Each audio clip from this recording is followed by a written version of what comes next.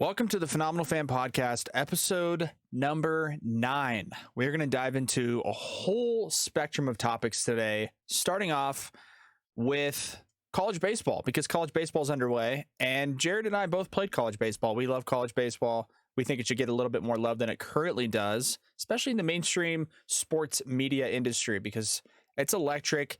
These players really get into it and really emotionally invested. So we think you should check out college baseball, and we'll tell you why.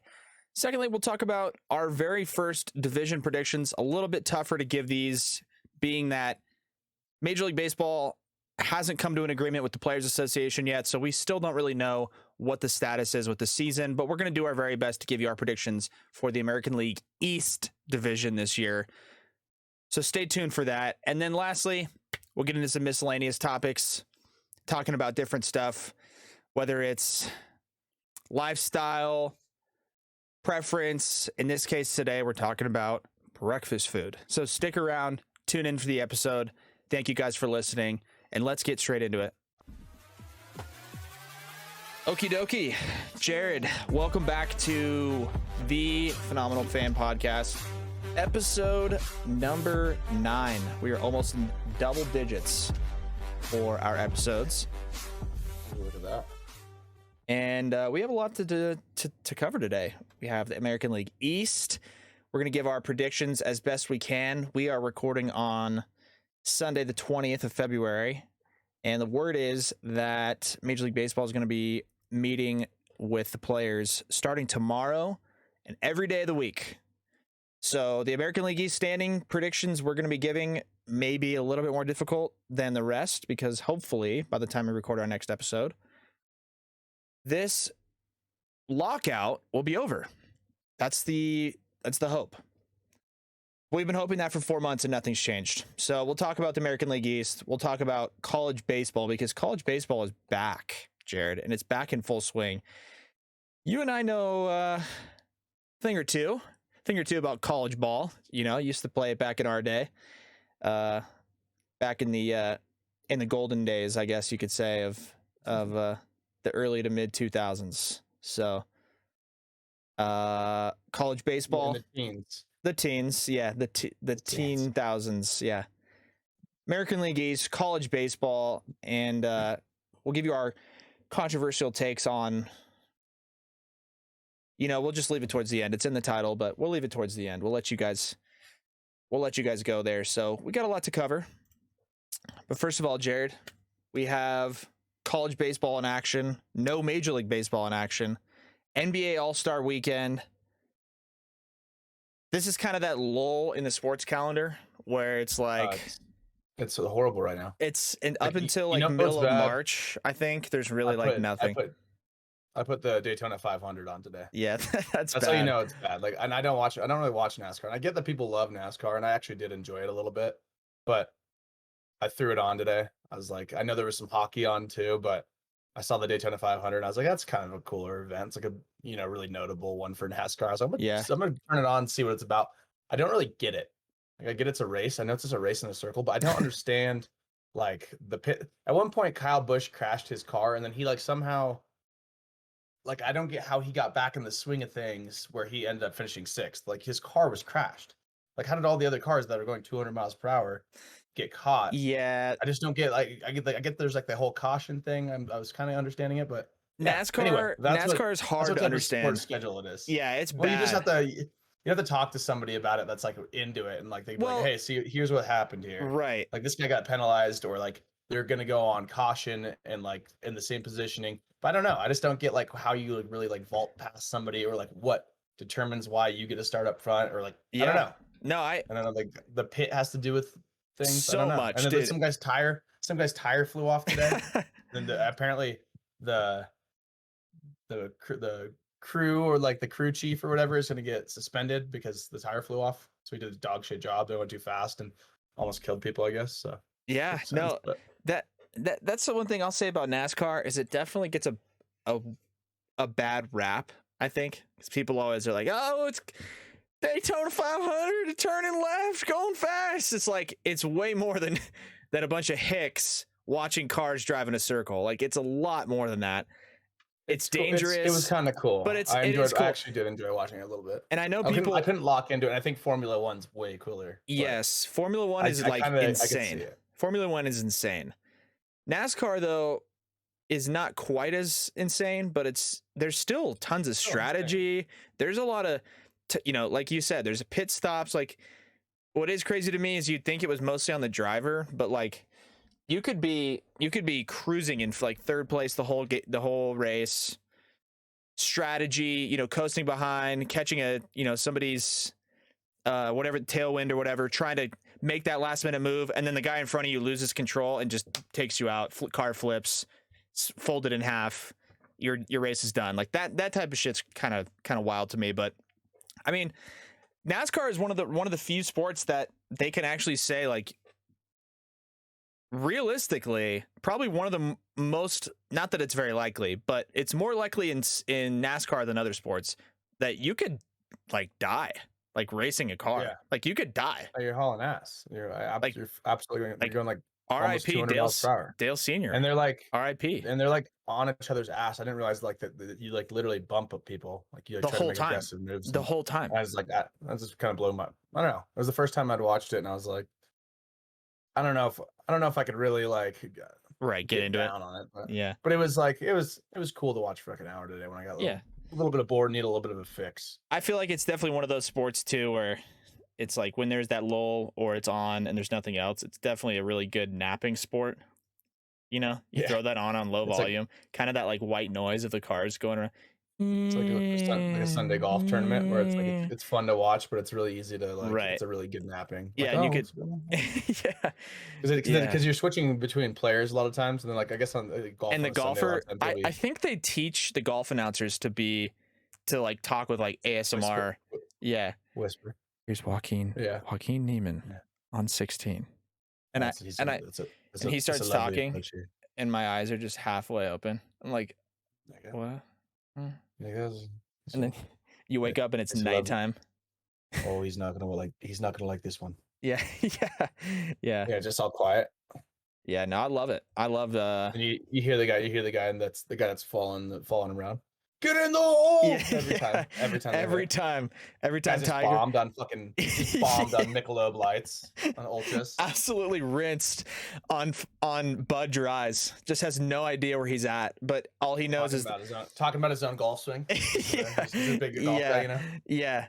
He's like, dude, I swear, man, if my parents would have put me in golf lessons, I'd be right out there with these motherfuckers. It's like, he's like, hey, Bobby, Bobby, you wouldn't. I promise you. Do you know how much time Jordan Spieth spends on the range on a weekly basis? I'm telling you, it's a lot more than the 35 hours a week you spend in the office making sales for your fucking tech company that pays you not enough.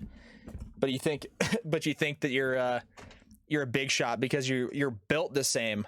You're built the same as Colin Morikawa. Like, do you understand how many golf balls Colin Morikawa has hit compared to you, man? Yeah, no, it's with expert instruction. Yeah, with the TrackMan, like dialed into, like the guy's on a eating regimen, like, and you have had 3 bratwursts today, Bobby. Like you're not even close to the caliber of these guys. But no, it's Anyway, golf's a good napping sport. NASCAR's a good napping sport. And the whole point of the entire digression we had there was that we are in a brutal spot in the sports schedule. Every year it happens. It is what it is. You got your basketball. Right now we're on Sunday nights. We got the NBA All-Star game. But to quickly touch on it, Jared, honestly, I watched bits and pieces of the dunk contest and the NBA stuff last night.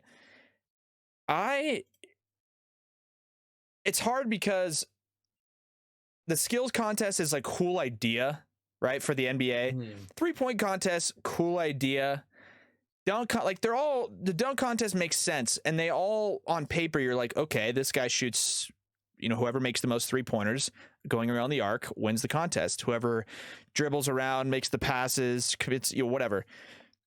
The dunk contest is hard for me because I saw a tweet today. Somebody said that there's not really much more that you can do in the dunk contest. Like we have reached the peak of human capabilities. Like, what is somebody gonna Like jump like over the you rim and then dunk it? Like, you can't physically do yeah, that stuff. and like there's only so many props you can like, props you can do. You jump over the Yeah, guy, and like yeah, they're yeah, cool, and like, but really it's like yeah, it's like there's obviously people that have like gone to the lab and like like tried to create something that nobody else has done, but like really, there's only so many swings you can do in that time up in the air, hmm or whatever. Throw it off the top of the backboard and do some crazy dunk, and it's like you see it, and it's just kind of getting a little bit. It does get a little bit old, but I still kind of enjoyed watching it, but like. Well, and I then mean, it's also the there fact wasn't a of whole lot of energy in there last night. yeah. Well, it's also the fact of I think it was whatever. I think again, I saw it on Twitter somewhere, but I think it was like the 2016 dunk contest between Aaron Gordon and Zach LaVine. And I didn't even really Yeah. watch that one all the way through. I think I remember like throwing it on in the background one time, and then like halfway through, I remember hearing it in the background, and I was like, "Dang, like this crowd's kind of going wild!" Like, and every time the guys would step up for a dunk, Aaron Gordon or Zach LaVine, it was a first try. You didn't know what you were seeing when it happened, and then they'd throw it up between the legs, fucking crazy.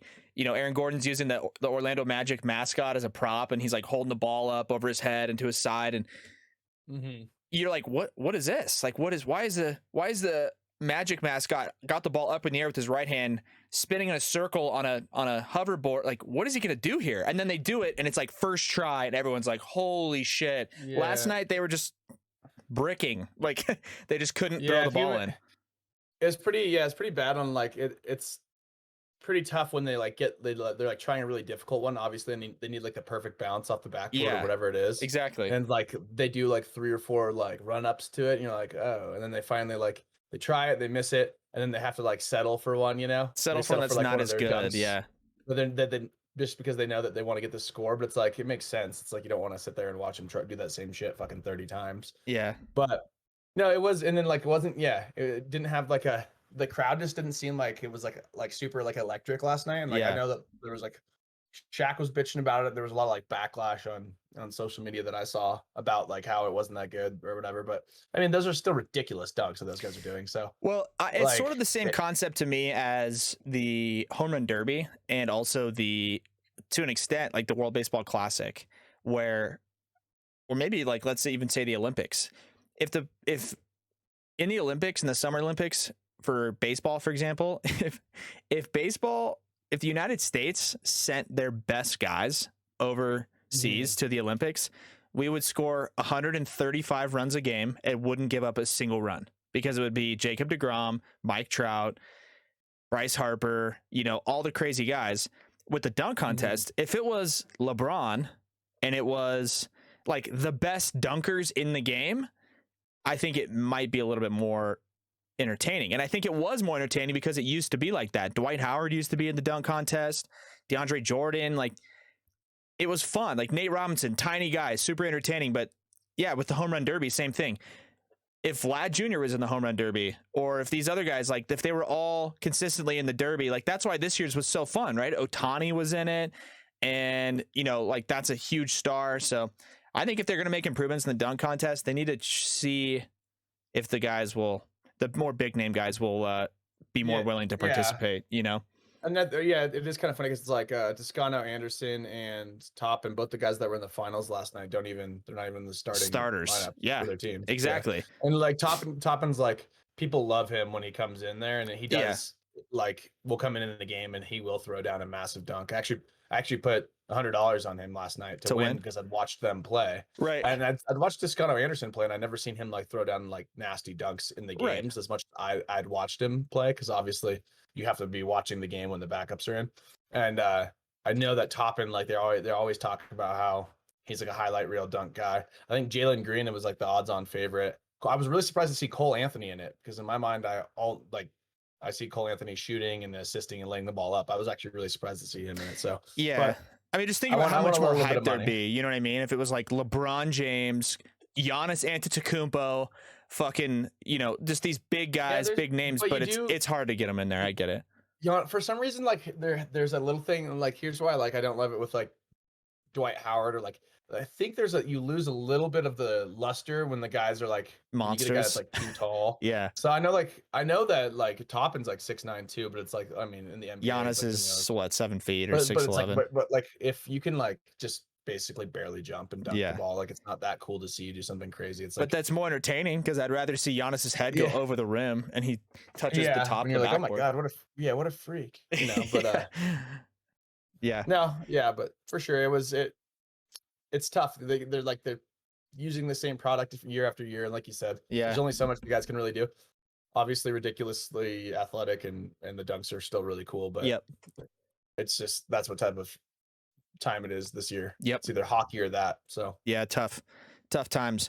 But it's a good transition to our next topic here on what is actually going on in the world of sports. And this weekend, officially, all levels of college baseball are officially underway. First pitches have been thrown. Most teams and games kicked off on Friday. Jared, you and I both played college baseball. I personally believe, you know, especially on a day like today, it's a great example. February 20th, Sunday afternoon, you got Daytona 500 on Fox. You've got Genesis Invitational Golf Tournament on CBS. Then you flip over to ESPN, and it's not even necessarily two teams that are ranked in a college basketball game. Like maybe one is, maybe it's women's basketball, maybe it's a game where just shouldn't have as much implications as the games that should be on, at least an ESPN2 or something like that, in my opinion. But you have a game between number 7 in the country ranked Oklahoma State baseball and number 3 or number 2 Vanderbilt. And they're playing each other on a Sunday.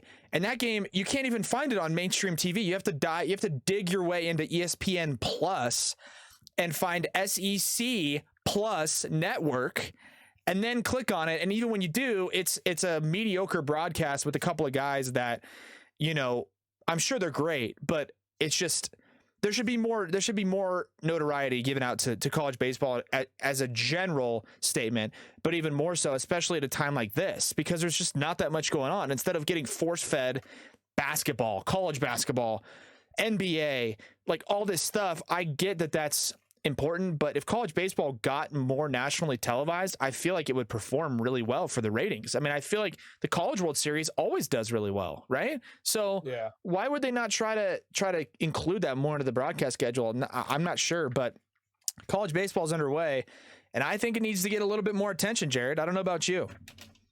No, I like watching these. I like watching a lot of these like D1 guys playing right now. I feel like those games are super entertaining, and like it's kind of that newer wave of baseball where like some of these guys that are playing right now probably were, you know, I don't know how old they were when Jose Bautista flipped that bat like crazy. You know? Yeah, they were kids. Yeah, they're real young, you know. So it's like that was kind of like, I mean, people obviously like showboated in baseball, like they had showboated in baseball before, but that was like one of those monumental moments where like he flipped the bat and Marcus Stroman and everyone comes running out of the, you know, out of the dugout and like almost like that new wave, exciting wave of baseball, you know, where it's like the let the kids play type of baseball, you know, because all the old heads are all pissed off about anything that looks fun, any bat flips. So like even this week, like already I've like just on so many Instagram scroll through, I've seen people bat flip.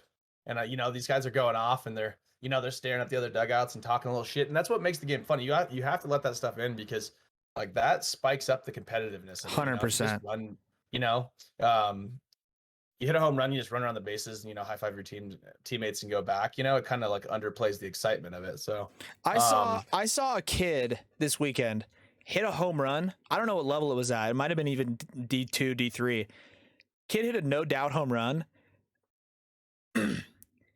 When he made contact, he didn't flip the bat. He held it up and put the knob of the bat up against his eye and pointed the barrel at the ball like it was a fucking telescope. Are you kidding me? I think I saw that too. That is not hurting anybody. That is the most electric thing I've ever seen in my life. Like that's MLB The Show type of shit.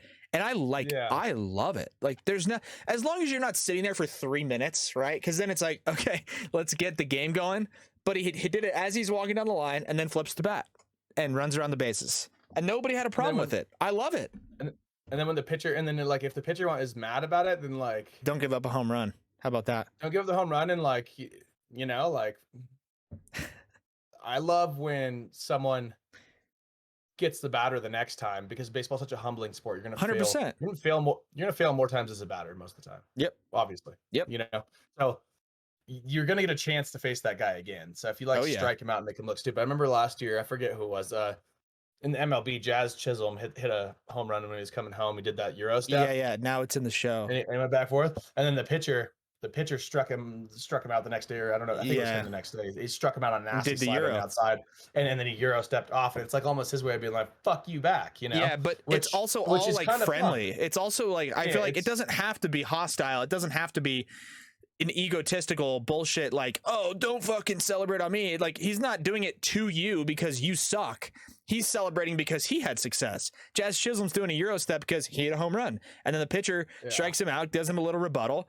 And so if you're going to dish it, you're going to have to be able to take it. And I don't think many people have had huge issues with it, but I love it, man. No, I think all that shit's great. I think it's good for the game. I just think that like the only people that bitch about it are fucking Tony La Russa. The guy, hey man, listen, you're wearing fucking Depends to the game because you shit your pants. Like it's new, it's a different game. Yeah, he's got suspenders on under his jersey to hold his pants up with a diaper. Yeah. Because he's shitting himself because he's 105. Correct. That's why he doesn't like it. Right. He grew up when every coach that he ever had told him to fucking. Yeah. And our coaches too. Like coaches I had in junior college and coaches that I had, they don't fucking like that shit. But then it's like I get it. Like obviously, like it's cooler when a really good player does it. It is. Someone that's like it's. If you're just some fucking guy and you're hitting like you're hitting 227 on the year and you hit like your third home run and it like and it's like. You hit a home run and you pimp it. Yeah, it's like fuck off. But if you're a guy that just absolutely monster mashes balls all the time and you own somebody and you want to showboat, like you've almost earned that respect around your name. So there's definitely a time and a place and certain people that should do it. But yeah, like I said, I like it too, man. Yeah, the only thing that's counter argument to that specific thing where it's like if you're a consistently really good player and you do it, like it's cooler. The thing is, you actually don't really see a lot of the superstar level players doing that. So that's why it doesn't look great when you see a guy like Jazz Chisholm doing a Euro step coming into home plate. But Mike Trout. Chisholm's pretty. Okay. When you see, I don't even know who it would be. I can't think of an example. If you saw Ryan McMahon hit a home run and pull out the telescope and then not that he would or he did or anything, you get my point though. If it's a mid to Jazz Chisholm's a good player, but is he an all-star? Maybe potentially once or twice in his career. Mike Trout is a perennial MVP candidate every single year, and he'll hit balls 470 feet to dead center and just run around the bases with his head down. I'm not saying that's the right thing to do. I'm just saying it doesn't look great, or people take offense to it, I guess, when it's like an Ohtani, right? He strikes people out or he does whatever, and he doesn't really show off. But he's also pretty emotional, and I think some guys get emotional. I just think, it is what it is. So I feel like Jazz Chisholm's. I feel like we're gonna be able to age that clip, and I feel like he's gonna be more than a 2-time All-Star. Like he's supposed to be in the league for a minute. He's gonna be one of those guys that ends up getting really good with the Marlins. Yeah, and then he'll get traded. Then he'll get picked up by somebody else, and then he'll be good. But I mean, what is he? He's 24. He's pretty young, but he's not like 20-year-old young like Bryce Harper. When he came up, where you're like, this guy's gonna be an All-Star for the next fucking 20 years. Right. No, I don't know. I don't think. I don't care about the celebrations. I really don't. I think it's great. But speaking of old fashioned, we're really nailing these transitions to topics. But on the topic of college baseball and the topic of more, I guess you could say, old fashioned baseball, Vanderbilt was seen, or I don't know what the deal is with these a video went around of the Vanderbilt players, the pitcher, the catcher, and all 7 other players, all 9 players on the field total, had like a device on their wrist. It basically looks something like an Apple Watch, kind of what you like have on right now, Jared, like an Apple Watch. And it's supposedly what it does is the pitching coach is giving the pitches to the pitcher and the catcher. So the thing will buzz on their wrist, or it'll fucking pop up with a little thing on there, and it'll say fastball, zone 9, and like they break the zone into nine quadrant, 9 sections. Zone 9 is down and away. Pitcher sees it, catcher sees it. Okay, cool, fastball down and away. But also the rest of the team sees it on the field. So if you're a right fielder and there's a right-handed batter and you see fastball down and away, you're going to be on your toes. Or if you see changeup down and away and you're playing shortstop, you're going to be on your toes because the guy might be on early on it, roll it over. I understand the concept behind it, but to me, that sort of takes away the aspect of defense and the value of defense, number one, because shortstops make a living on their reactionary skills and everything else. Now, maybe it'll lead to more defense, like less offense, because defenders are going to have better reactions, I guess, or they're going to have a better understanding of what pitch is coming, so they'll get to the ball or have better jumps.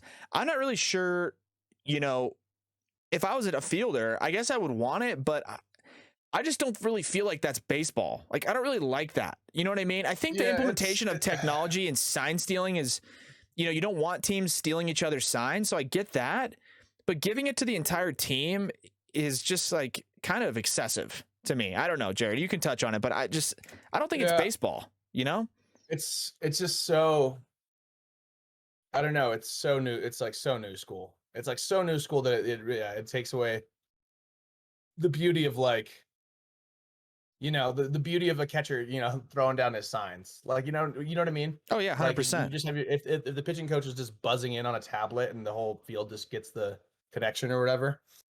It really takes away kind of that classic feel of, you've seen it in like any baseball movie. They throw down the catcher throws down the deuce. Right. It's like curveball. And you're like, yeah, you know what I mean? Like, I don't know. There's something that's like nostalgic and awesome about that. I guess if you're playing like from a competitive standpoint or whatever, like, and you're trying to find any advantage you can get to win a ball game, like I see, but I don't love it. I don't love it for the game. But I'm also like I'm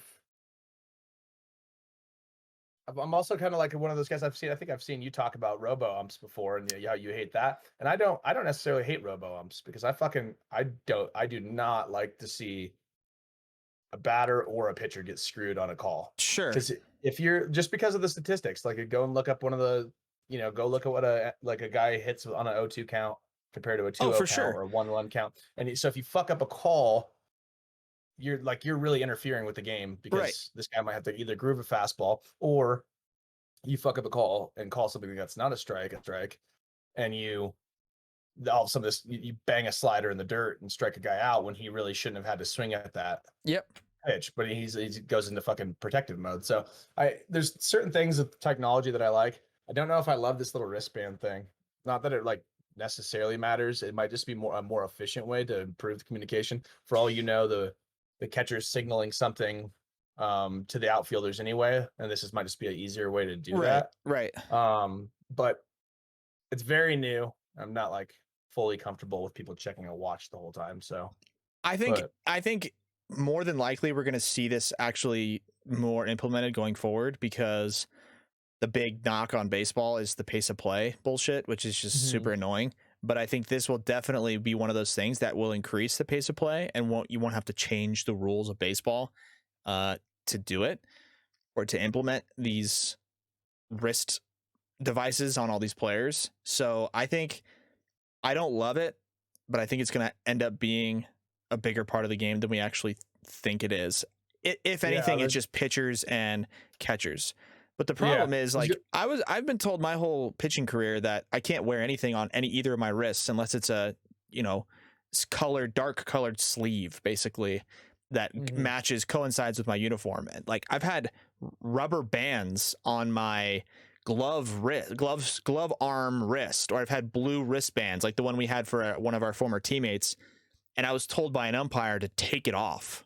And now these guys are wearing basically Apple Watches on the mound. Like which one Yeah. which one is it? And we just got done with the fucking whole Cheating like, shit. sign stealing shit too, and it's like you want to make it real fucking easy. Pay the camera guy an extra $40,000 a year to seriously be zoomed in on that.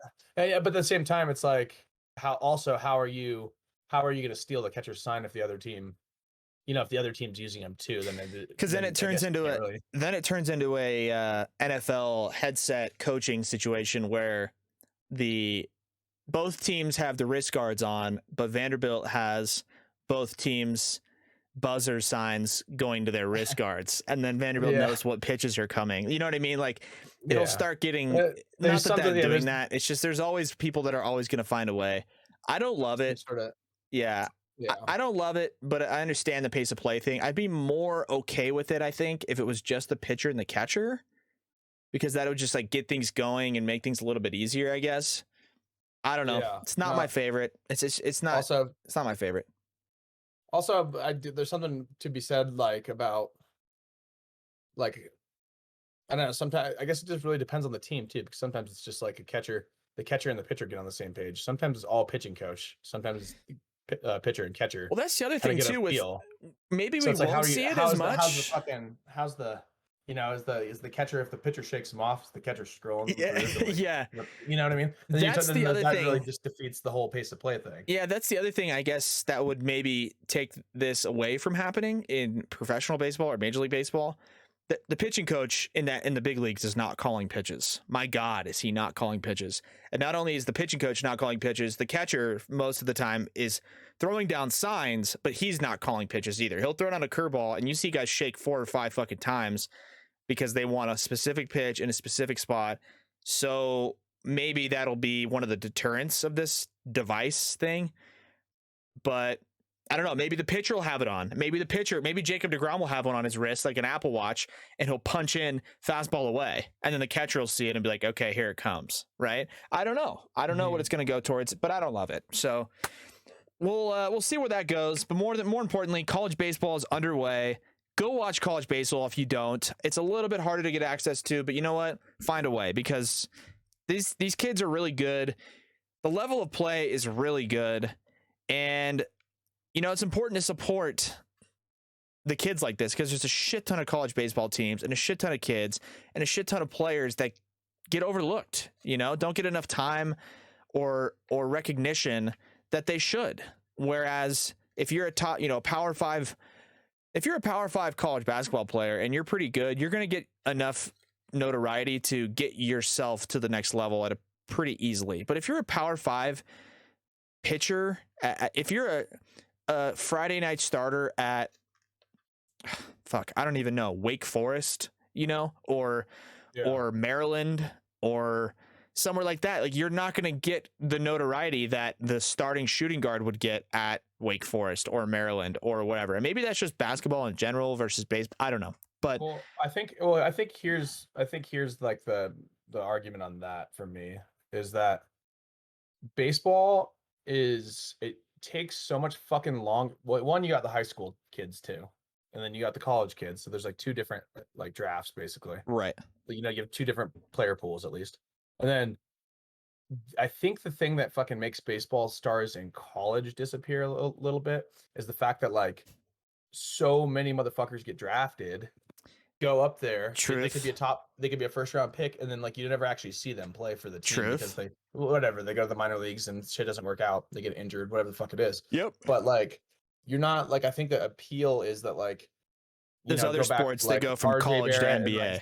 RJ Barrett and like Zion Williamson, where they were like, you're watching them play at Duke knowing that they were going to be playing in the NBA the next year. Like you're getting the direct transition. I think that's where like the reason that there's so much more of stars when like you could think about if a college kid was like the 4-hole at Florida and he fucking hit 25 jacks or whatever, and you were thinking, oh shit, if he gets drafted to my team, he'll be in the lineup. He'll work his way into the lineup next year. He's drafted in 2022 in July, as a junior in college. So maybe we'll see him in 2025. You know, like it's hard. That is hard. I agree with you 100% on that.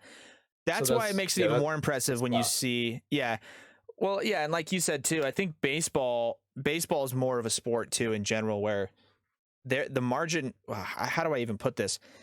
The conversion rate from top draft picks to successful big leaguers is probably the smallest of any sport. Would you say? I mean, if you took all the first rounders in the NBA from last year, all the first rounders from the MLB draft last year, and all the first rounders from the NFL, like you said, all the first rounders in the NFL will be on that NFL team that they were drafted to the next season for sure. And they will get an opportunity to contribute to that team. Same with the NBA guys. They're not going to go straight to the G League unless they're like literally garbage, but they're not, because they're first rounders.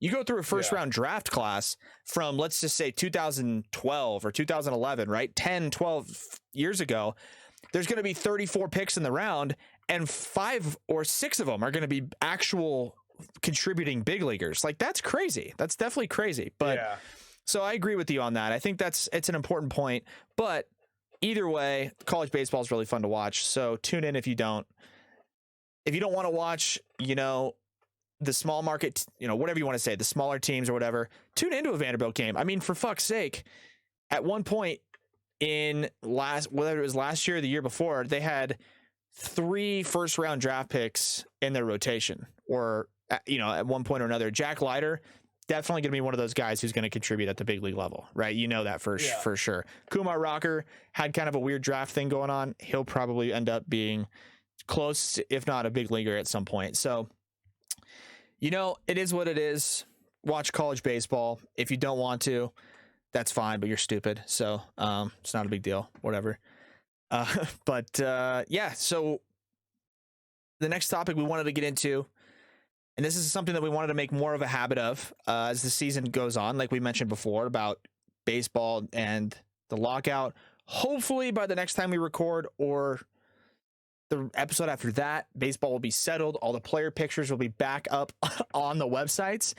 I think it is the dumbest thing ever that I'm looking through the active rosters of some of the major league teams, and the player pictures just aren't on the website. I think that is like the most ridiculous thing I've ever seen in my life.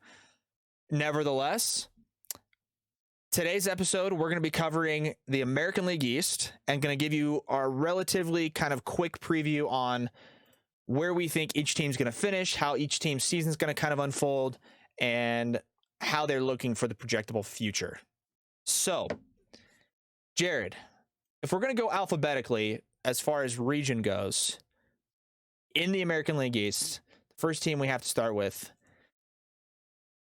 it's not the most fun team to talk about, I guess. Baltimore Orioles. Jared, it's not the most fun team to talk about. Looking through their depth chart, looking through their pitching staff, names that jump out at you: John Means, no hitter. Cedric Mullins, Trey Mancini, good player. Ryan Mountcastle, good player. Apparently, Rougned Odor signed with the Orioles. I didn't know that. He's listed on their active roster. Cedric Mullins, all-star, exceptional player. He's really good. Exceptional player. That's about it for the Orioles. Mountcastle is one of those guys too. It's like, I mean, that's the thing about them, is like they play in this division. So even they're good players, like obviously, like, who Cedric Mullins is if you follow baseball, but like most people probably don't know who he is still. Like, it's not like the Yankees, and like that's the thing. This division is so fucking tough. You got to play these guys. You got to play these guys so many times. Right. And like, we're talking about a division where this is by far the worst team in the division. Yes, by far. The other 4 teams in it, 3 of them won 90 games, and one of them won 100. Right? Yeah. Correct? Let's take a look at the 2021 MLB standings. The American League East was the Rays, who won 100. They won it by 8 games. Yankees with 92 wins, Red Sox with 92 wins, Blue Jays with 91 wins.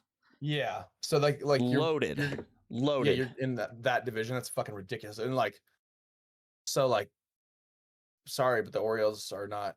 They're not going to be able to compete. Of course, right. Everybody knows that. Everybody knows the Orioles are not going to be able to compete this year. The good news, if you're an Orioles fan, is that in the top 100 prospects right now, they have 5 guys. They have 5 dudes in the top 100, which is a big number. Not only is it 5 guys, but they have the number 1 prospect in baseball in Adley Rutschman. Adley Rutschman has been up to AAA. There is absolutely no reason why Adley Rutschman should not be in the big leagues at some point this year. There's absolutely no reason. He's a 6'2", 220-pound switch hitting catcher who has done very well.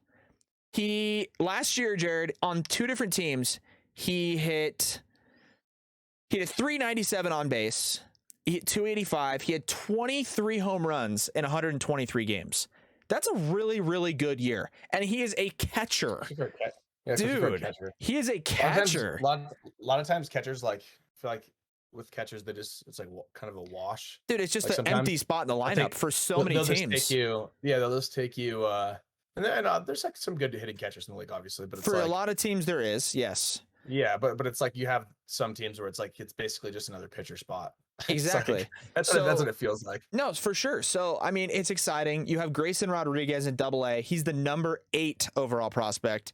Their next closest is DL Hall at 72 of the top 100. He's already been up to the big leagues. So you're starting to slowly see that sort of transition, right?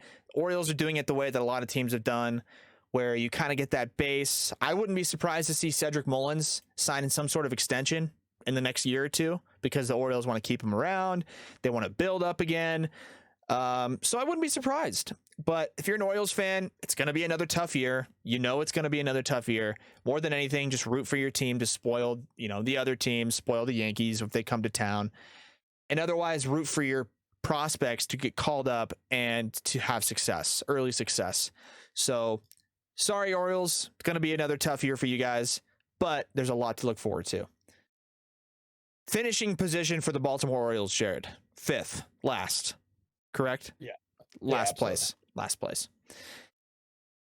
Next on the list, again, going alphabetically based on location, the Boston Red Sox. Jared, interesting team here. Very interesting team. A lot of talent. A lot of depth in some areas. A little bit of lacking depth in other areas. Looking at their active roster, going through it, pointing out names that stick out to me personally. These aren't necessarily maybe superstars or maybe even all-stars, but guys that stick out to me. Matt Barnes, great bullpen arm. Ryan Brazier, good bullpen arm. Nathan Eovaldi, great starter. Garrett Whitlock was really nice last year. Yeah, Rich Hill older, but veteran presence. Tanner Houck, I think is how you say it, or Houck. I'm not really sure. I thought it was Huck. Tanner Houck, sure. Houck, good bullpen arm. Yeah. James Paxton. No, Huck's a starter for them, I think. Is he? Yeah, he was a starter last year for him. He was nasty. He had 18 games, 13 starts. So he came out of the pen. A little bit of both. Yeah. I think he started in the pen, and then they were like, you could start. And so he started. So we're both, Garrett Whitlock, solid. Looking at their infield, or I guess their catchers to start. Again, this is actually kind of similar to what you mentioned. Not that Christian Vasquez is a bad hitting catcher, like horrible, but kind of one of those teams where it's like you're not going to get a whole lot of the catcher spot. Not a big deal because you flip over to the infield. Maybe one of the best infields in this division, maybe if not the best, just strictly alone from the left side of the infield. Xander at short, Rafi Devers at third. Beasts. Yeah, that's ridiculous. Beasts. Kike Hernandez. They don't have him at second, do they? Well, he plays second sometimes. He plays second all the time, but he's listed as an outfielder on their roster. They have him in left field on here, but I feel like I watched him play second quite a bit. Yeah. Then they just made a trade. They traded Hunter Renfroe to the Brewers right before the lockout started for Jackie Bradley. So they have Jackie Bradley Jr. back in the outfield. They have Jarren Duran, super young guy. Kike Hernandez obviously tore it up in the postseason last year. JD Martinez, freak. Verdugo, really solid. The Red Sox are a good team. They're just a very good team. You know what? But last year, Jared, they won 92 games. I miss Hunter Renfroe for them. I think Hunter Renfroe is like one of those big power bats because selfishly, Jared, I miss Hunter Renfroe on the Padres. I don't know what the fuck they ever were doing letting go of him. I always thought he was going to be super productive. Guy hits tanks. He's not going to hit 315. He's not going to hit 215 or 285, but he's going to hit 35 home runs a year. If he plays every day, he will hit 35 jacks a year. No doubt in my mind. Shots. And you, and like that team kind of needs a little bit more of that because like not like Devers and Bogarts aren't like huge home run hitters, but like I think that's just another power bat. They have like a good mix. They have like some contact guys, you know, and some power guys. And I thought like Renfroe was like a good fit. Like obviously like you have JD Martinez was an absolute bopper. Devers hits tanks, obviously. Bogarts hits like 30 home runs a year too. But it's like I liked that bat in that lineup with like I don't know. I just thought that letting him go was not the best move, especially because like Jackie Bradley Jr. like great defensively, but like he's not gonna hit that well for you. Yeah. Another guy that's not listed on this roster, I don't know if it's because he's hurt or no, he's right there. Chris Sale, dude. Chris Sale, stud when he's healthy, beast, absolute beast. Yeah. If the Red Sox were to make any additions or improvements, where do you think? Besides obviously catcher, right? You could always use a better catcher. I think their infield is good. I think their outfield is great. I think their starting rotation is, you can't ask for much more than, of course, you know, a superstar, some random addition. I just want to see. I want to see Bobby Dalbec. Like Bobby Dalbec had a good year. I just want to see him take like that next step. And I think like, obviously he's a Colorado guy, so I have like I'm rooting for him, you know. Right. I just want to see. I want to see him I just want to see him take that next step. Where like what do you? I think he still hit like 25 home runs. I think last year. It's just like when he's not hitting a home run, you know. Let's see. He hit 240, which isn't like terrible, but it's not like. What was he, a rookie though? No, well, I don't know. Was he a rookie last year? I know he played the year. Oh, he played in 2020, but I don't know if it counted towards his rookie eligibility status or whatever. Yeah. Let's see. Yeah, so he hit. I think. Let's see, how did he hit last year? I think he hit 25 jacks and 78 RBIs. That's a damn good year. It is. And he only had 417 at bats, so he like didn't play in about 30 games. So you're talking about a guy that actually might have been a 30 home run, 100 RBI guy if he plays the full year. So I mean, I think that like if he takes that next step, you know, which he probably will, that team is stacked. Absolutely. I don't love Jackie Bradley Jr. I don't think he's going to start for them. I don't. I think it'll be Verdugo. They have him. Verdugo, but they have Verdugo. They have JD Martinez. Yeah, JD will play left. They have him as a DH. Actually, Jackie will start. He'll hit 8 or 9 though. He'll hit 8 or 9. Yeah. And he's a good defender. I mean, he's good to have out there, right? He's a really good defender. So yeah. I think if they're going to make any improvements, and we should have touched on this with the Orioles, but we know they need improvements everywhere. So here's the issue with Bradley Jr. He had last year with the Brewers, he had 387 at bats. He batted 163. Oh no, he's a terrible offensive player. Terrible. I mean, like bad. But what if? I mean, I feel like he's going to come back to Fenway and kick back in a little bit, get more comfortable. Yeah, well, maybe. I just feel like in this particular division. Yeah, you can't have that. You really some of these. Well, I guess the Yankees have a couple holes, but we'll get to them next. I'm taking. Let's say where they're going to finish. I think. Wait, hold on quickly. I'll say the thing they need to add is bullpen, because looking through their bullpen, they have Matt Barnes, who's a good closer. Brazier, excuse me. Josh Taylor's a decent lefty arm. Garrett Whitlock is okay. No, Whitlock's nasty. Okay, but they could use another solid back end bullpen guy. Yeah, Whitlock had a ridiculous year last year. My God. Yeah, he's a sub 2. He's just one of those guys you haven't heard his name enough yet. And this is back to our conversation about why college baseball doesn't get a lot of notification or not of a lot of notoriety. Garrett Whitlock, 18th round pick out of University of Alabama, Birmingham. Like what? Yeah. and he had a I mean, 1.96 ERA last yeah, year he was in sick in last year. I remember 46 watching him a couple games. times. Fuck, like that's crazy. But they could still use a bullpen arm. I'm not saying they need to add Liam Hendricks or Craig Kimbrell, but another solid bullpen piece, I think, puts them in a really, really good spot. Because a rotation, dude, Chris Sale, Evaldi, Pivetta, Tanner Houck. Maybe if you want to add another starter too, again, a back end guy, because right now they have Connor Seabold listed as their 5-starter. Probably not ideal for them, but I mean, hey, it is what it is. I think the Red Sox finishing position, Jared, what do you got? I think they're going to finish third in this division. Okay. I have the Red Sox. They finished third. I have the Red Sox finishing third also. Third in this division. And that's hard to say. It's like, you know what I mean? Doesn't mean like, they won't like make the playoffs. We're talking about their overall standings. They were all within like 2 games. So like these are coin flip toss up, almost picking where they're actually going to end up finishing. Yes. I just think like with that team, and like we'll obviously cover the other 3 teams in the division, but like with some of the like the, you know, improvements that these other teams have made, like especially like in their pitching staffs, I think that's kind of like the difference for me is like I don't know what to expect out of Chris Sale this year. Yep. You know, Pivetta and Rich Hill, like these guys are like Evaldi's obviously nasty. Pivetta, Rich Hill, but Evaldi, like man, Huck's injuries, Chris Sale injuries. If one or two of those guys go down, man, it's hard to rely on Nick Pivetta. You know what I mean? Yeah, as like your guy. And like he's a great pitcher, but like he needs to be like their number 3 guy. Yep. So we got the Red Sox for third. Now that doesn't mean they won't make the playoffs, Jared, because that's exactly how it unfolded last year. They finished third in the division, hosted the wild card game and beat the Yankees and made it all the way to the ALCS. No, they beat the Rays in the first round. So yeah, they went to the ALCS and then they lost to the Astros. But dude, that's still, I mean, it's a great year. That was Kike Hernandez was just turned into a fucking video game. Yeah, he was unconscious. He had a ridiculous postseason. So that's the Red Sox. We got them finishing third. The next team, alphabetically, Jared. The next team in the American League East,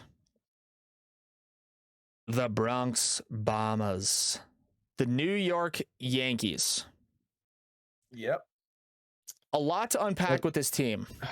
Yeah, it's hard to know what this team is right now. DJ kind of had a down year last year. He did. Like obviously they have these, like, one, you see the Yankees names everywhere. You know, like, you know what I mean? Like they're always on TV. It's one of like the greatest franchises. Big market team. The best. It is the best. They have the most championships, obviously, but it's like one of the best like franchises in all of sports. Yep. You know what I mean? It's in a huge market. But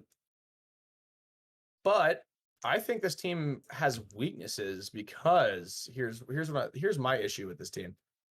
One, you definitely run into your injuries. You got it feels like Giancarlo every year is going to get hurt at some point. Plays 90 games a year. Yeah. You know, DJ is probably he is the best pure hitter on this team. Him and Aaron Judge are. Aaron Judge, obviously a freak.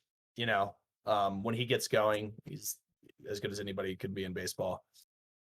My issue with this team is like it's like when you're playing MLB The Show and you stack your lineup with all guys that just have 99 power, but they're not like the best fucking contact guys. Like literally, like some of these guys are those guys. You'd have like Stanton and Joey Gallo. And like my issue is it's all pop. Gary Sanchez pop. Luke Voit, like ridiculous pop. Joey Gallo pop, but there's like tons of holes and ways to get him out. Yes. Yes. Aaron Hicks was gone last year. Aaron Judge, like I said, very pure hitter. That guy can do it all. He seems like a guy that might get 3 hits in a night and double, a rocket single up the middle and a home run. But like some of these other guys, it feels like they're 1 for 4 guys. They're 1 for 4 with. They're either 1 for 4 with a home run, or they're 0 for 4 with 3 Ks. And that's what that's how I feel about Voit. It's 1 for 4 with a home run and 3 Ks. That's literally what each guy exactly. Yeah. Or Gary Sanchez is that way too. Like he might hit 2 home runs one night, but he might go 0 for 4 for 3 games in a row.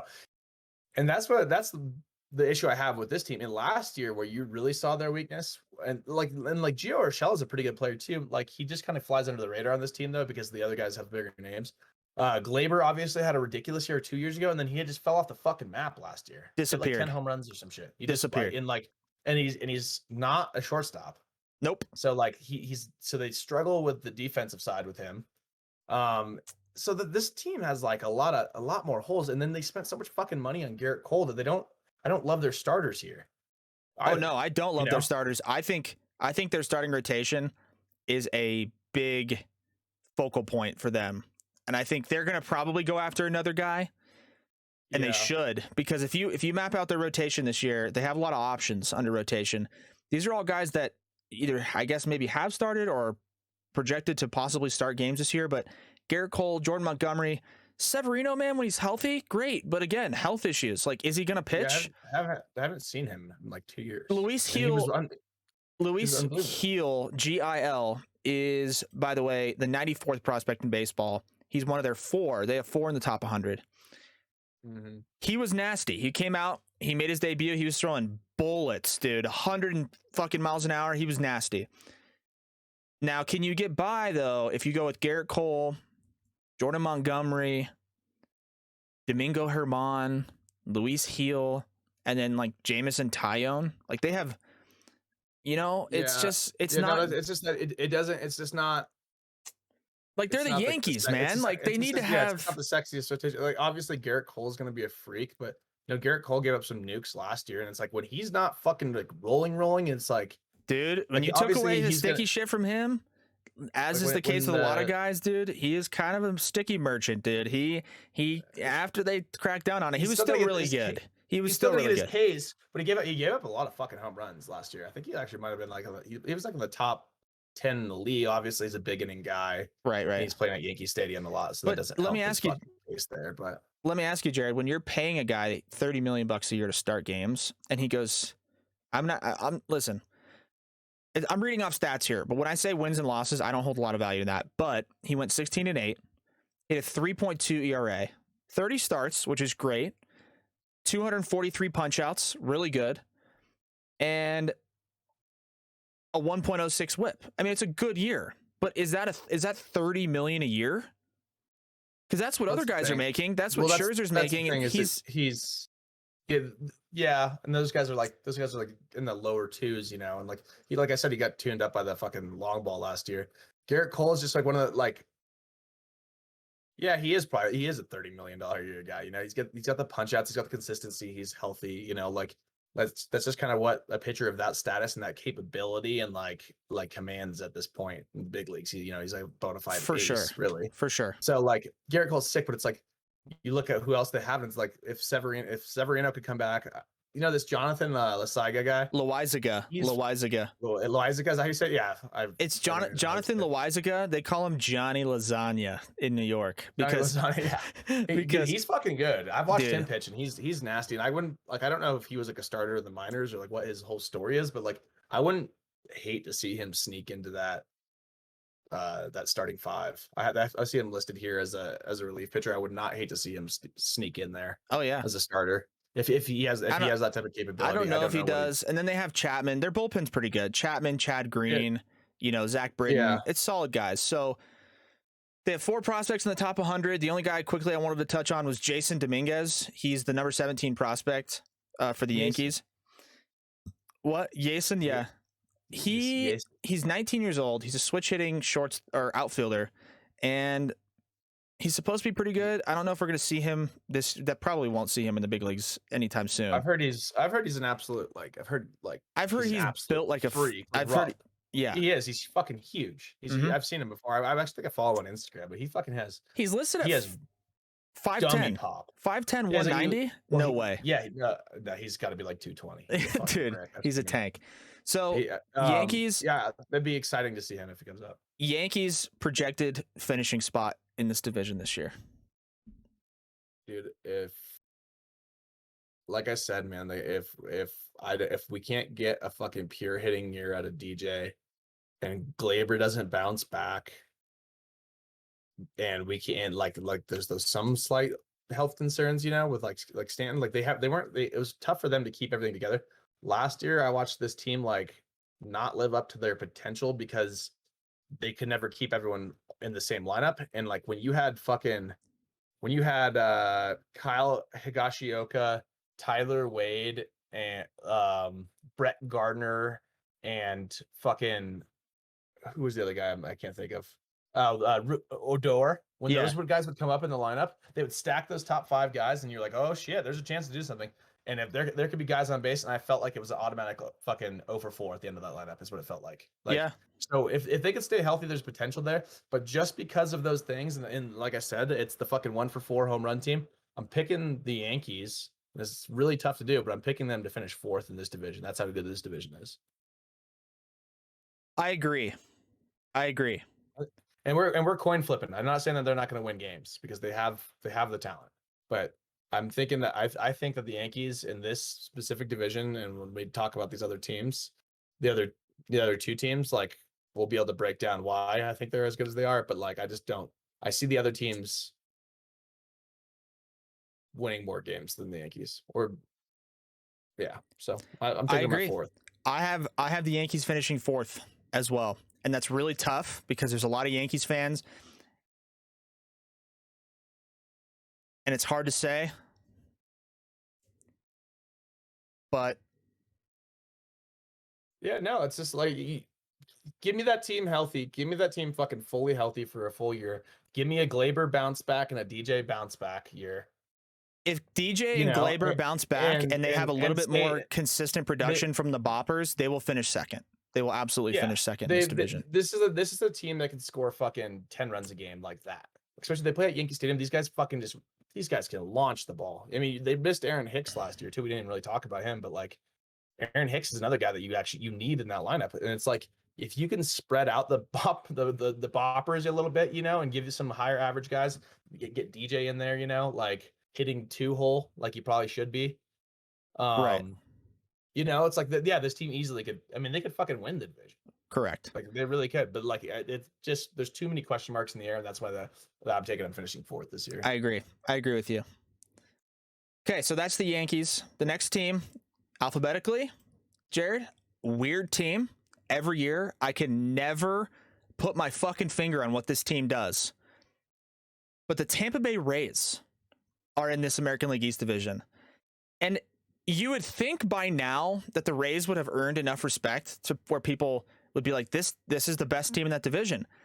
But like, dude, you just look at their team and they're just like not that good on paper. Like there's just on paper. Yeah. There's just like nobody there. There's nobody. There's a lot of like solid guys or young guys or guys that could certainly contribute. But like looking at their bullpen, let's just look at their bullpen. Andrew Kittredge, Peter Fairbanks, JP Feyereisen, Matt Whistler. Like, who the fuck are these guys? I mean, we know who they are, right? We know Andrew Kittredge is really good. We know Peter Fairbanks can be good. That's the Rays' MO, though, is finding guys that nobody really knew much about and turning them into super productive contributors. Yeah, and then like their lineup kind of does that. So one thing that does get me kind of excited about their team is their starting. I do like their starting rotation. I mean, it's a lot of these are a lot of guys that like haven't like McClanahan had a really good year last year, but when I watched him pitch, sometimes I was like, well, this guy's could be a fucking real ace. The Shane Baz guy, the number 2 nasty. that they have listed right here. So Shane Baz, he throws 100. So Shane Baz, and this is on the topic of their prospects. They have 5 in the top 100, another really good number. Shane Baz is number 19 overall prospect, got up to the big leagues. Vidal Brujan, who we know from probably mostly the MLB The Show. That's how a lot of people know him because he was a good prospect card. Vidal Brujan got up to the big leagues. He is a switch hitting infielder, outfielder, really good contributor. Xavier Edwards, another prospect. He's number 70, but they have five prospects, and 3 of them are going to be big league contributors. Definitely soon. Yeah, is Patino on that list? Luis Patino is a big leaguer now, so he's not a prospect list. He was just a top prospect like not too long ago for the Padres, and the Padres traded, right? Yeah, so then you have Corey Kluber sitting in that 4 spot, which is like a guy that's like, okay, like he's obviously past his prime, but he's still a guy that like as a 4th starter, like I don't hate it at all. Yeah, the Rays are just a classic team where a week or 2 will go by and they roll out a rotation of Shane McClanahan, Corey Kluber, Shane Baz, Patino, Ryan Yarbrough, and then they go with an opener for one of their games, and they do that for 2 weeks, and they'll play 13 games, and they'll go 10-3 or 11-2. And you're like, what the fuck? Like, how are they doing that? Their lineup is pretty good. I'll give you that. Randy Arozarena, beast. Austin Meadows, solid pop. Looking at their infielders, dude, Wander Franco, holy shit. He is fucking good. Wander Franco is really fucking good. Brandon Lau, dude, holy shit. Brandon Lau, really solid. G-Man Choi or Yandy Diaz, platooning at first base. Solid options. And this is a team where they have so many moving parts and platoon guys, and there's a very few guys I feel like that are like guaranteed to play 155 games a year. Yeah. Very few guys. You know what? Like, this is almost kind of like the same point that we had about, that we were just talking about the Yankees, but almost opposite. They have all big boppers, the Yankees. It's 1 for 4 with a home run. 1 for 4 with a home run and 3 Ks. This team's like the fucking opposite to me. This team is like, everybody on MLB The Show is probably between the rating of, like, in their starting lineup is probably literally between the rating of 80 and 84. Like 89 maybe, like at the top. You know, like you might have a Wander Franco get rated at like 89 pieces of right. If you're talking about like diamond players, they have like 2. You know? Yeah, they have like 2. Yeah, they have like 2, and like really, like you look at it, you're like you probably have like Randy Arozarena that might get like a diamond player, right? You know, this 85, and like maybe like a Shane McClanahan 91, like something crazy like that. But or a Yandy, or not Yandy Diaz, but like Wander Franco. But it's like this team is just like, it's full of those guys that you're probably not going to see fucking any of these guys hit 45 home runs, but you'll probably have some guys in the 20s and maybe get a guy at 30, but like everyone's going to be hitting like above 265. Yes, is what it's going to feel like. They're going to play some fucking team ball defense, dude. They're gonna they play some good D. They're gonna pitch it well, dude. And you look in their outfield. You look at their outfield. Runs. Right. You look in their outfield. Randy Arozarena is probably going to be one of those guys who plays the most. But they have so much depth, dude. Vidal Brujan is going to be a serious big league contributor. Vidal Brujan, pretty much a rookie. Brett Phillips can't hit that great, plays great defense. Manuel Margot, not the greatest hitter, plays great defense. Like, that's just, I feel like all their guys are fucking like that. They're not the best hitters, but they play solid defense and they'll contribute when they get the opportunity to do it. And it's like every year they get all their guys to just buy in, and they pay their whole team what the Yankees are paying Garrett Cole, and they finish first. I don't get it. But at this point, you have to give them the credit that they deserve. So for me, Jared, I have the Rays winning this division again. That's what I have.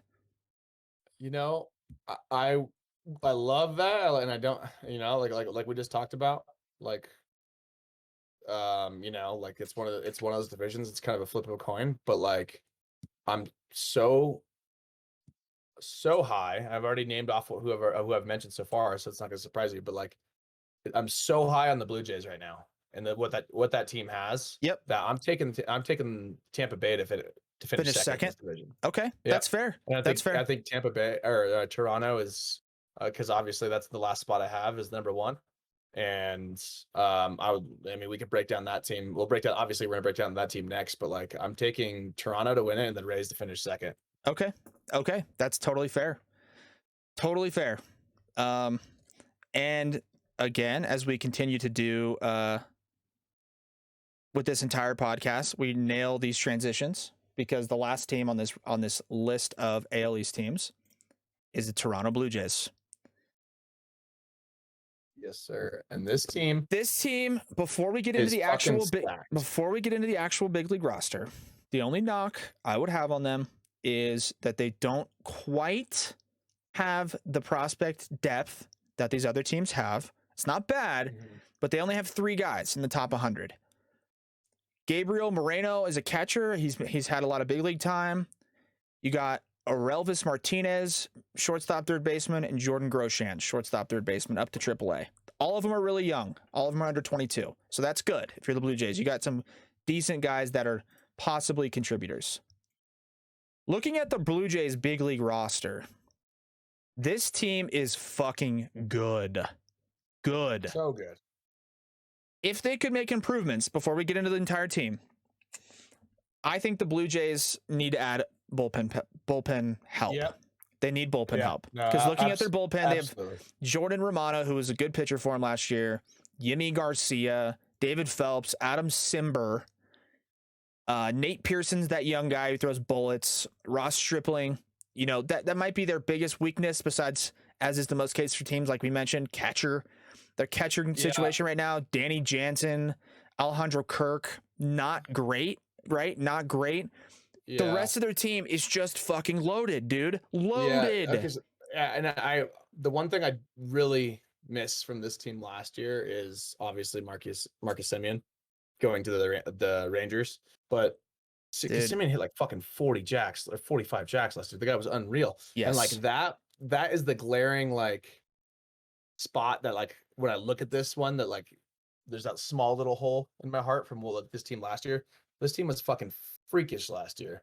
I mean, basically go down every single position. It's like they're like obviously known for, you know, the former big league star sons, right? Because right. You got Biggio, Kevin Biggio, Guerrero, and Bichette.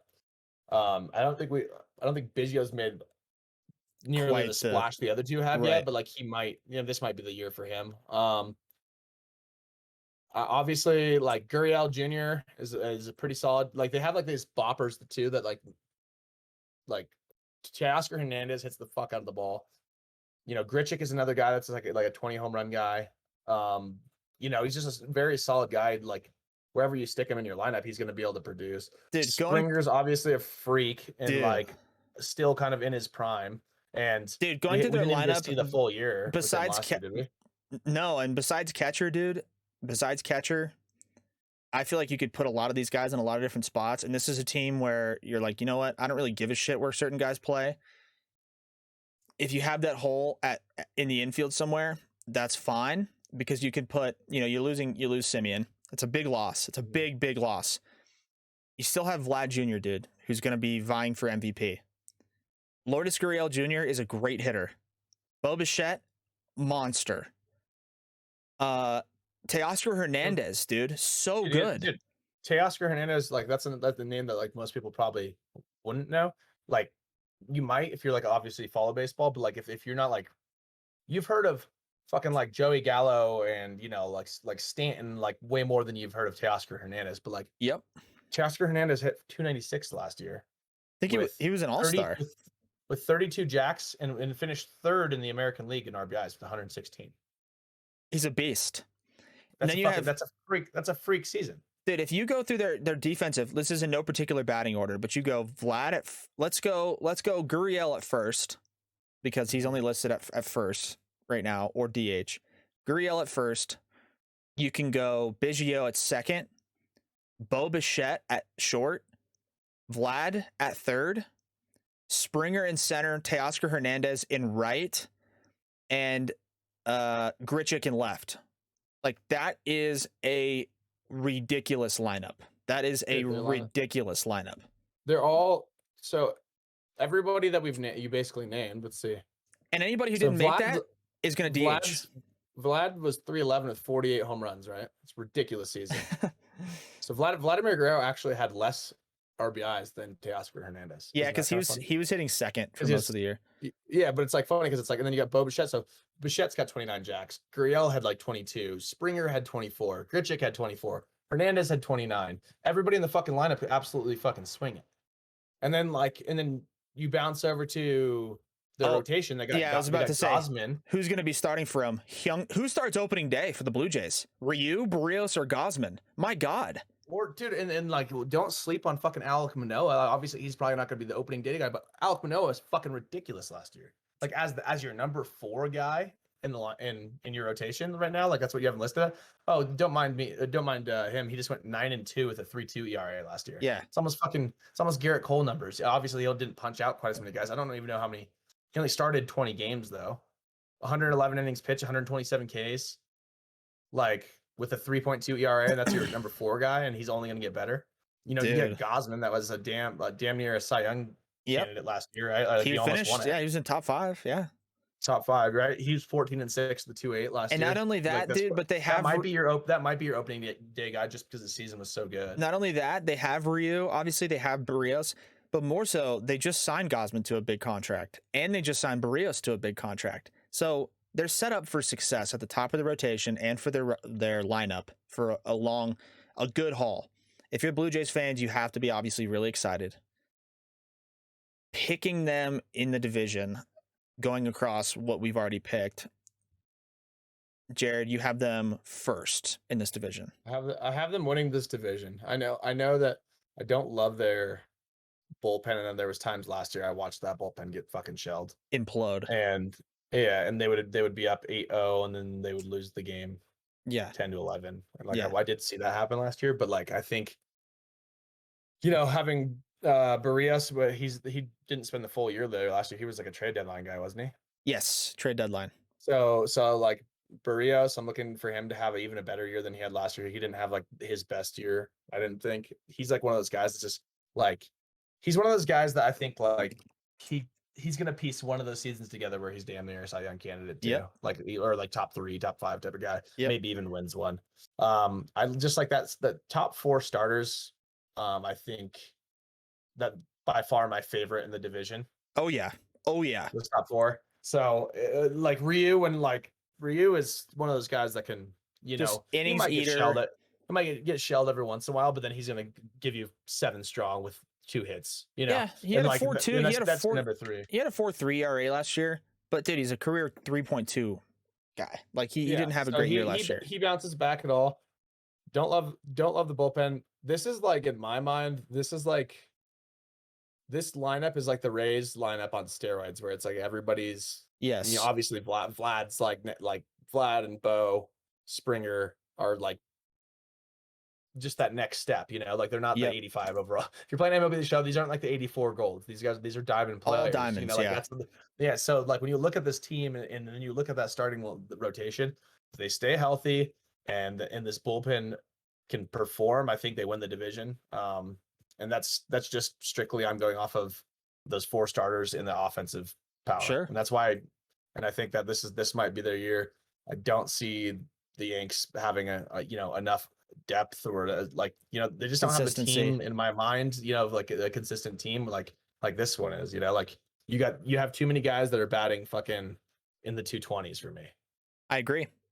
So I have this is what I'm taking. I have the Blue Jays finishing second in the division behind the Rays. I had them getting a wild card spot and hosting a wild card game. And if they get in the playoffs, I think they could definitely make a deep run. Just because of what we mentioned, you only have 3 starters in the playoffs. You roll out those 3, Ryu, Barrios, and Gausman in no particular order. With that lineup, I mean, at that point, honestly, you need a good bullpen. But dude, they'll make an addition, and there's still plenty of free agents available.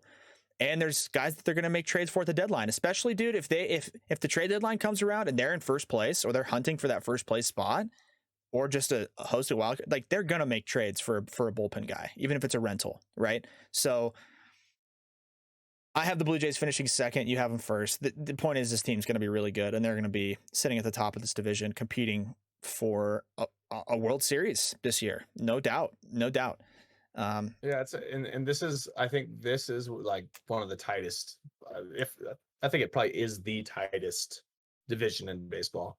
I mean, obviously you have the Orioles, which you can just basically scratch them off this list, but those 4 teams right there, like we said, like super tight. Flip of a coin who wins the division. It might be, for all I know, it's going to be direct opposite. This is just taking my best guess off of looking at those rosters. That's how I'm predicting it. Right. Taking Toronto, Tampa, Boston, then New York, and then the Orioles. That's my finishing. But like you can flip a coin a couple times, and Rays go up, Yankees stay healthy, and they slide up to 2. Red Sox have an off year and they finish at 4. Something like that. Like it could easily, but off year, I mean 88 games. Right. You know what I mean? Yep. So like that's just kind of that's a tight division, man. I agree. It's a tough one to predict. It's a tough one to predict. It's fun to talk about. That's our coverage on the American League East this year, and that'll wrap it up. So to finalize, here, let me put this down. To finalize your division predictions, Jared, 5-1. Who do you have in AL East? On number 5, obvious answer, Baltimore Orioles. Number 4, the New York Yankees. Number 3, the Boston Red Sox. Number 2, the Tampa Bay Rays. And the Toronto Blue Jays are going to win the American League East this year. Okay. I have Orioles 5. I have Yankees 4. Red Sox 3. Blue Jays 2. Tampa Bay number 1 in the American League East this year. So, now that we're done with sports, the last topic we want to cover, getting into more of the lifestyle type that we want to include in the podcast, right? Nothing to do with sports at all, but more generically to include, to keep everybody entertained. This is the topic we teased at the beginning. Jared, if you had to sit at a table and you had a full spread of every generic breakfast food that you could think of, and you had to pick, you could only pick 3 items to put on your plate. Off of this list, off of the following list, I'll run through it quickly. Cereal, pancakes, eggs to your choice, waffles, toast, French toast, smoothie / fruit, pastry of some kind, bacon, sausage, donuts, or bagels. Pick 3 of those on your plate. Oh man. Well, this one's tough, but I'm more of a savory breakfast guy for sure. Okay. So I'm not really into like the pancakes and waffles as much. Okay. Delicious for sure, but like if I have to pick 3 of these, gotta take a bagel. Okay. And that, with that, cream that cheese? includes spread. Yeah, that includes spread, right? I can put cream cheese or butter. Oh, yeah. Whatever I want, right? Any type of bagel too. So if we're going raw bagel, not trying to raw dog a bagel. Yep. So then I'm gonna go with a smoothie because there's so much you can do with a smoothie. Yep. You can go whatever type of different fruits, like kind of customize it more than a lot of these options on here. And then this one's really tough because there's some of those ones on the list like bacon and sausage that kind of pair with this next one I'm picking. But I have to take eggs because I love some eggs with some cheese and some salsa or whatever it is on it. Have to take eggs.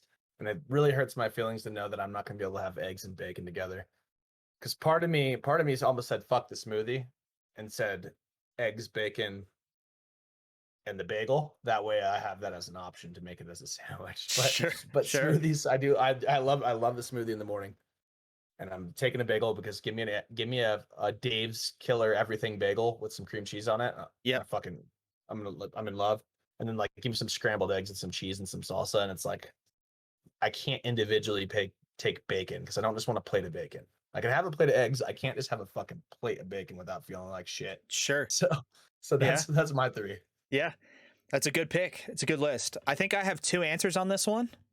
If I'm going to go, calories are not an option, calories are not a problem, something you don't have to consider. And I'm not going to. You're eating them at the airport. You're eating them at the airport because so it doesn't matter. Right. But I have to, airport calories don't count. So I have two ways of looking at this. If you're going to go quick and also get everything in it, I think the classic answer is exactly what you touched on. The classic answer to get everything you need, just go with the bacon, egg, and cheese on a bagel. A bacon, egg, and cheese on a bagel. That sandwich smacks my ass off. That sandwich undefeated. That sandwich literally smacks my ass off every fucking time. Every time. But so good. If I'm going to go more savory, like you mentioned, I'm going to go chocolate chip pancakes with a side of sausage. Okay. And then I go probably scrambled eggs on a separate plate so it doesn't touch the fucking syrup because that's disgusting. You don't want the chocolate. Or the don't chocolate. Mind the syrup as much. The chocolate would fuck me up. The syrup and the chocolate. Little syrup hitting the egg. That's not killing me. I hate when syrup touches my eggs. Eggs on a separate plate, scrambled with the cheese mixed in, like you said, hot sauce, pepper, salt, little salt sprinkled in. So two choices, either straight bacon, egg, and cheese sandwich on a bagel, or more savory, I go chocolate chip pancakes with side sausage and then eggs on a separate plate, scrambled, nice big pile of eggs. You really just can't leave eggs out of the equation. I feel like eggs is just necessary. Yeah, it's just a staple. It's such a breakfast staple. Yeah, it's necessary. And like I think to that same point, I love bacon, but you could almost interchange sausage with bacon. Sure. I'm just a guy where I like to go the bagel eggs with like a little sausage patty on there as a sandwich too. It's also great. Also rips. So like, I wish I could interchange those two, but if I'm picking the three, I'm gonna just go egg. I mean, fuck, man, it's tough now. Man, makes me want to throw this smoothie out because one of them is just completely. Smoothie is so much different than everything on this list. It is, but it's a breakfast thing, you know. But it's good though, and you probably feel fucking great afterwards. Exactly. No, that's the thing is I feel like fucking dog shit every time I have a pile of chocolate chip pancakes at IHOP with sausage on the side. Like, oh my god, how fat and disgusting that is. But whatever. Tastes so good. So that is our final rankings, Jared, of the podcast.